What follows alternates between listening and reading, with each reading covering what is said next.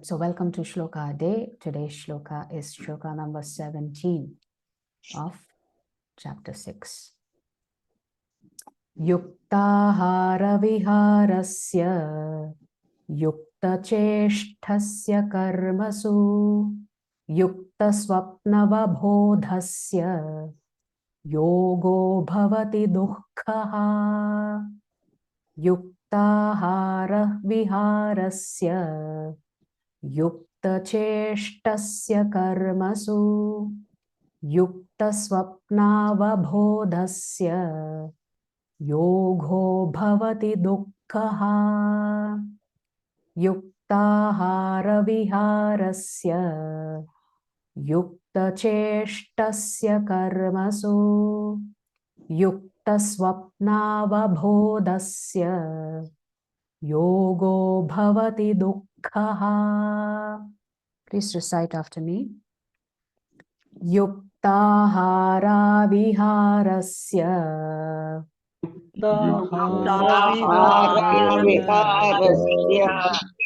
yuktacheshtasya karmasu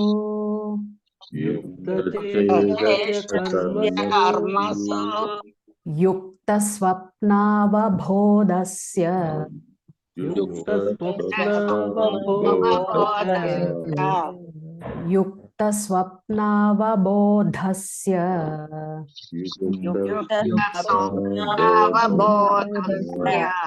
yogo bhavati dukkhaha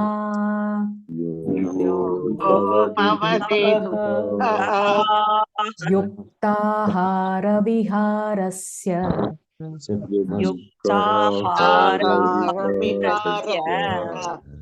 yuktacheshtasya karmasu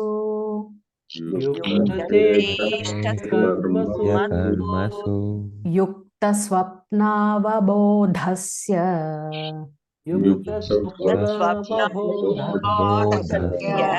yogo bhavati dukkhaha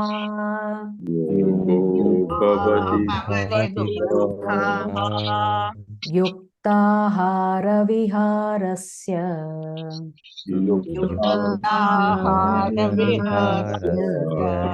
yuktacheshtasya karmasu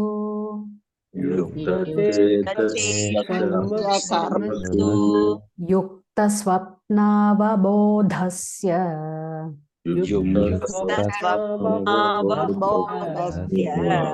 yogo bhavati dukkhaha.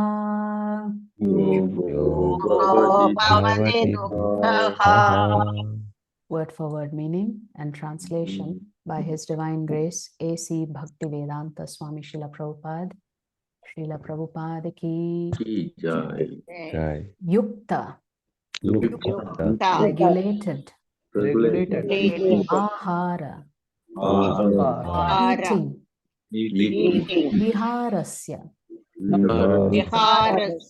recreation. Yukta, regulated. Cheshtasya, of one who works for maintenance. Karmasu, in discharging duties. Yukta, regulated. Swapna avabodhasya, sleep and wakefulness. Yoga, practice of yoga. Bhavati, becomes. Dukkhaha, diminishing pains. Translation: he who is regulated in his habits of eating, sleeping, recreation, and work, and mitigate all material pains, mitigate all material all pain material by pains practicing the yoga by system. practicing the yoga system. So the Lord is talking about regulation. So any activity that we perform must be regulated. Regulated means in accordance with scriptures and in balance of managing both the body and the spirit soul. The word yog means union with the Supreme Personality of Godhead. Union in what? It is united in purpose and not united in being, in the sense that both the Jivatma and the Supreme Lord maintain their individual identities. But the Jivatmas are one in purpose with the Lord. The Lord wants the Jivatmas to serve him, and the Jivatmas want to serve him. So when we talk about union with the Lord, it is unity in purpose. We understand our position, and as per our position, we perform our services. So the word yog means union with God. The word bhog means to enjoy ourselves, to satisfy our senses. That means bhog. The word rog means diseases. So here, the Lord is simply saying, we need to balance the needs of the body with the needs of the spirit soul so that you don't end up in a diseased state, neither a physical disease nor mental diseases.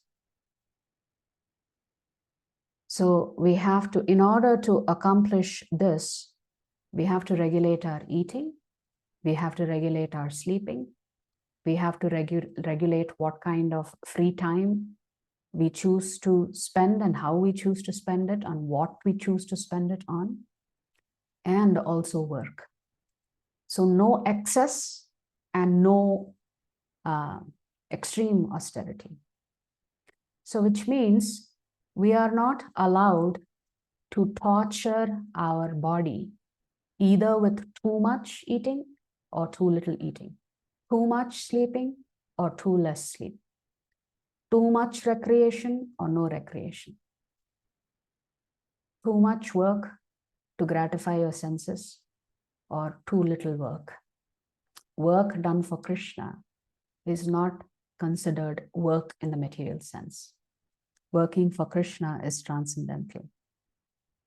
So if we don't regulate our activities, it impedes our health, our bodily health, our mental health, and our spiritual health.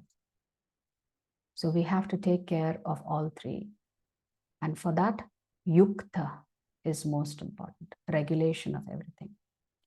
In the purport, Srila Prabhupada says that when we eat, we can eat as much prasadam as we want, as our body can accept. But we should never eat anything that has not been offered to the Lord, because that will take us down the karmic path. For those who are practitioners, sadhakas, these things become very important. So the purity of your practice depends on the purity of your habits or the regulation of your habits. So we discussed yesterday that sleeping should, for adults, 6 hours is more than sufficient, Prabhupada says. Anything more than 6 hours, it means we are in the mode of ignorance. So in the purport, Srila Prabhupada mentions Rupa Goswami, who used to sleep only for 2 hours, and the rest of his time was spent in serving the Supreme Lord. So if you're constantly serving the Supreme Lord, that is just fine, as long as you're able to maintain your energy levels. Similarly, Prabhupada cites the example of Haridas Thakur, who's known as the Namacharya for us in the ISKCON movement, because he would chant, Shripad Haridas Thakur would chant 3 lakh rounds before he ate prasadam, before he honored prasadam. So he was so determined in maintaining his sadhana that everything came before his sadhana. And there is an interesting pastime with Lord Buddha. So when he first goes into the forest, he practices such extreme austerity that he starts becoming weak. His body becomes weak. As he's sitting there meditating under a tree, he sees some village women carrying pots of water on their head. And in our culture, when we do work, we always sing. If you notice in Srimad Bhagavatam, when the gopis were working, they would always sing about Krishna and about his pastimes.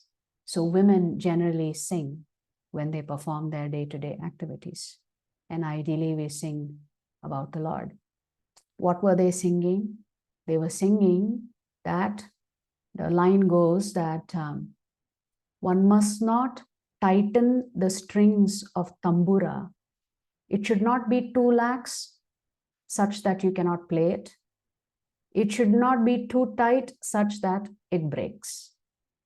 And at that time, Lord Buddha came to a realization that these women have understood the most sublime of instructions, which is to regulate your habits. So the string of a stringed instrument, if it is too loose, it's not going to make a beautiful sound. If it is too tight, it's going to break, so you can't play it. So this instrument, this body, is an instrument for us. The physical body, the subtle body, and the spiritual being that is residing within. All of them have to be so finely tuned so that your body sings, your mind is singing, and your spirit soul is singing in joy. So every atom of your being must be joyful. But to be joyful, one must regulate one's activities. Activities based on the body, activities based on the subtle body, and activities for the spiritual soul. So all three must be in balance. Or you could say both must be in balance. When we say body, it includes both the physical body as well as the subtle body. And the other element is the spirit soul. So everything has to be regulated for us to experience success. And what is the Lord saying here? If we do this with discipline, it can alleviate all of our external pains, both on the bodily platform as well as on the platform of the mind and intelligence.